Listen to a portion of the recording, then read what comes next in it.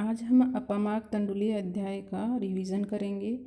इस चैप्टर का अपामार्ग तंडुलीय अध्याय नाम क्यों रखा गया, तो इस चैप्टर के अंदर शुरुआत के अंदर ही पंचकर्म द्रव्यों के बारे में वर्णन किया गया है। पंचकर्म में उपयोगी जो औषधियाँ हैं उनके बारे में वर्णन किया गया है। और हमारे शरीर का जो शीर है वो हमारे शरीर का सबसे उत्तम अंग है। उत्तम होने के कारण जो सबसे पहले सिर में होने वाले रोगों की चिकित्साओं का वर्णन किया गया है। तो सिर में रोग होने पर हम नश्य जो पंचकर्म थेरेपी है वो देते हैं। इसलिए नश्य के अंदर शिरोविरेचन के अंदर उत्तम औषध है अपामार्ग। इसीलिए अपामार्ग से चैप्टर शुरू हो रहा है। जो चैप्टर का फर्स्ट जो नाम है अक्षर है वो अपामार्ग है, इसलिए इस चैप्टर का नाम ही अपामार्ग तंडुलीय अध्याय रखा गया। तो यहाँ पे अधिकरण तंत्र युक्ति लगाई है आचार्यों ने और यहाँ पे चैप्टर का नाम अपामार्ग तंडुलीय रखा गया। अब शुरू में सबसे पहले हम पढ़ेंगे पंचकर्म द्रव्य, यानी 5 आचार्य चरक ने 5 पंचकर्म बताए हैं। शिरो विरेचन यानी नश्य, वमन, विरेचन, आस्थापन और अनुवासन। तो इनमें उपयोगी कौन सी औषधियाँ होती है, नश्य की औषधियाँ कौन सी होती है, वमन कराने वाली औषधियाँ कौन सी होती है, विरेचन कराने वाली औषधियाँ कौन सी होती है, आस्थापन और अनुवासन की कौन सी औषधियाँ होती है।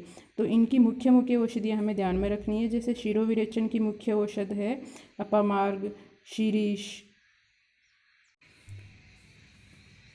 इसी तरह वमन की मुख्य औषधियाँ क्या है वो हमें ध्यान रखना है। जैसे आपने अष्टांग में भी पढ़ा होगा, शोधनादिगण अध्याय में मदन, मधुक, लंबा, निम्ब, बिंबी, विशाला, ये सारी औषधियाँ आपको याद होगी। तो यही मुख्य औषधियाँ आपको याद करनी है। मदन, मधुक, जीमूतक, ये सारी वामक औषधियाँ हैं। विरेचन के लिए त्रिवर्त, त्रिफला, ये औषधियाँ याद रखनी है। आस्थापन और अनुवासन के लिए दोनों के लिए सिमिलर द्रव्य होते हैं। तो आस्थापन बस्ती के लिए दशमूल में क्या क्या आते हैं, लघु पंचमूल और बृहद पंचमूल। और जो पंच लवण है फर्स्ट चैप्टर में हमने पढ़े वो भी ऐड किए जाते हैं अनुवासन और आस्थापन द्रव्यों में। और चतुर्स्नेह यानी महास्नेह जो हमने पढ़ा था कल, महास्नेह में क्या क्या आते हैं, घी, तेल, वसा, मज्जा। तो ये भी आस्थापन और अनुवासन में दिए जाते हैं। अनुवासन में तो प्योर महास्नेह का भी बस्ती दी जाती है। इस तरह से हमें कुछ द्रव्य जो उपयोगी द्रव्य हैं वो ध्यान में रखने हैं।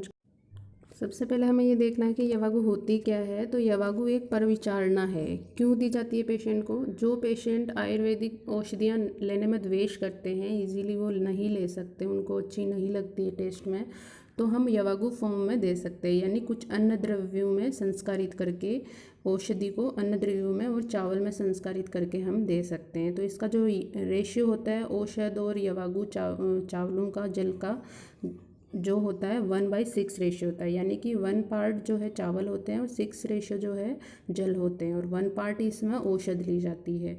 तो इसको हम यवागु कहते हैं। तो टोटल जो यवागु है आपके इसमें सेकंड चैप्टर में वो 28 है। उसमें से कुछ मुख्य यवागु हम पढ़ेंगे।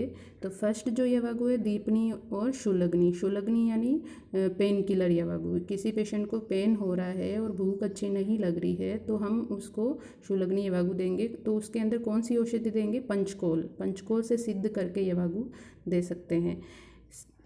सेकंड जो यवागु है वात विकारों का नाश करने वाली यवागु या वातज अतिसार का नाश करने वाली यवागु। तो इसके अंदर हम पंचमूल जो लघु पंचमूल से सिद्ध करके दे सकते हैं। तो इस तरह से याद कर सकते हैं कि वात का गुण होता है लघु और लघु पंचमूल। तो लघु पंचमूल से सिद्ध की हुई यवागु देनी चाहिए। नेक्स्ट है रक्तातिसार में कौन सी यवागु देनी चाहिए? तो रक्तातिसार में रक्तातिसार का मतलब होता है अगर किसी पेशेंट के अंदर पेशेंट में ब्लीडिंग हो रही है, लूज मोशन के साथ साथ ब्लीडिंग भी हो रही है, तो उसमें हमें क्या औषध देनी चाहिए?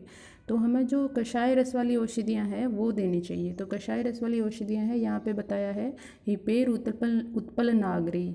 हिबेर, उत्पल और नागर यानी नागर मोथा से सिद्ध की हुई यवागु देनी चाहिए। और बकरी के दूध के अंदर तो जो हम 6 गुना दूध पानी ले रहे थे उसमें आधा पानी रहेगा और आधा बकरी का दूध रहेगा, उनमें सिद्ध की हुई यवागु पेशेंट में दे सकते हैं।